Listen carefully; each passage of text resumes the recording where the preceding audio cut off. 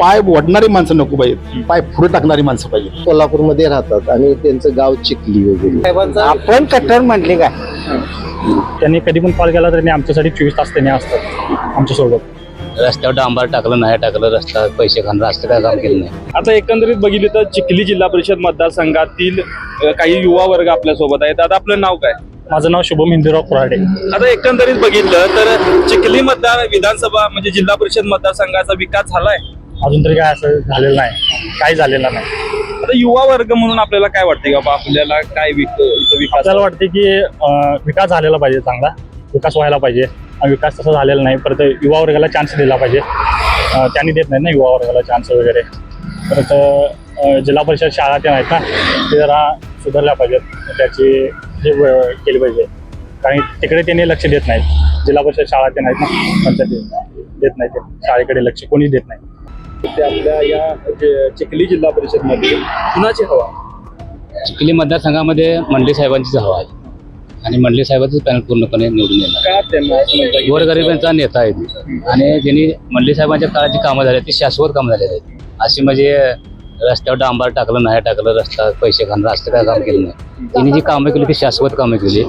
तलावा केली, नदीने पाणी सोडलं, बोगदं काढलं, कॅनलचं पाणी त्यांनी भरपूर त्यांनी सोडलेलं आहे. त्यामुळं जनता त्यांच्या पाठीशी. शेतकऱ्यांच्यासाठी त्यांनी काय केलं? पाण्याची सोय केली नाही काय सगळ्या शेतकऱ्यासाठी. आज पण पाणी आमच्या नदीला पाणी नव्हतं मिरच्याला, तिने तलाव बांधल्यामुळं आता 12 महिने पाणी झालं आम्हाला. आता हे पाणी सोय झाली बघा आमच्या काळामध्ये धरण आहे बघा कधी मंडली साहेबांची असती चांगलं झालेलं आहे पाणी. त्यांच्या कृपेने आपल्या चिखोत्राला पाणी भरपूर चांगलं मिळालेलं आहे.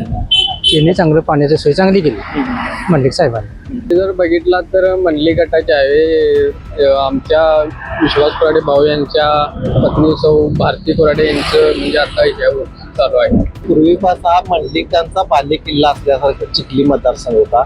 त्यामुळं चिखली हा पुरेपूर मंडलिकांना सहकार्यात राहील असं. आता कुठेतरी बघितलं तर कागलच्या राजकारणामध्ये मंडलिकांना संपवण्याचा प्रयत्न होतोय का? येणे आता प्रयत्न चालू आहे त्यांचा. म्हणजे साहेबांच्यासाठी त्यांनी ते आता तिघांनी एक केलंय आणि साहेबांनी खच्चीकरण करण्याचा त्यांनी प्रयत्न करायला. तरी मंडले साहेबांच्या पाठिंबा सर्व जनता ताकदीने उभा राहील. काय नाही तसं मंडली साहेबांनी चांगलं काम केलेलं आहे. त्याने मतदान चांगलं होणार, ते होणार. अहो तिने आजपर्यंत बघा गरीब नेता आहे हो, आज गरीबातनं तिने वावरलेले आहेत, पण ते नेता चांगला आहे मंडली साहेब. त्याच्यापासून त्यांना मतदान चांगलं पडेल असं माझा विचार आहे. त्यांना वाटतं की मंडली गटाची काही ताकद नाही आहे. मंडली गटाची ताकद ही आहे अजून आणि राहणार तशीच. आता या जिल्हा परिषद निवडणुकीत कसं चित्र राहील? यामध्ये चित्र असं आता तरी दिसून येते की मंडली गटाची ताकद आहे आमच्या इथे तरी, चिखली मतदारसंघात तरी. तिन्ही गट एकत्र झाल्यामुळं जी लोकांची सहानुभूती किंवा हे मंडलिकांचं हे आहे ते त्यांना सहकार्य लाभेल असं हे पूर्ण हे वाटतं. त्यांना धीर निघाला नाही, ते चालतेल नावीत बसले. ते म्हणले 1 सीट येणार नाही, 3 सीटा येतील म्हणून त्यांनी बाजू बदलली.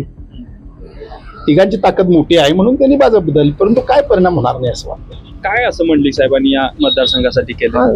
हमीदवाडाचा कारखान्याचा विकास त्या माध्यमातून विकास केला. परत हायस्कूल वगैरे आपल्याला इथं देवचंद कॉलेजने पाणी वगैरे असे जावं लागत होतं ते हायस्कूल किंवा.